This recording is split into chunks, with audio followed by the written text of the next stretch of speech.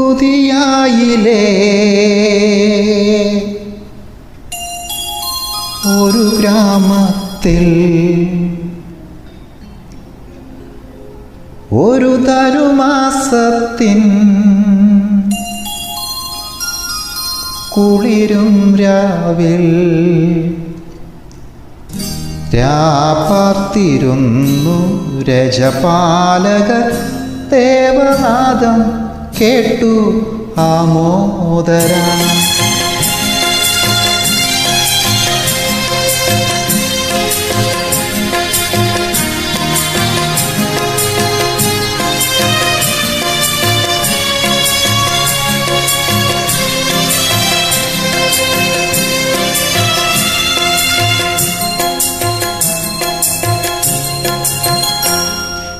യഹൂദിയായിലെ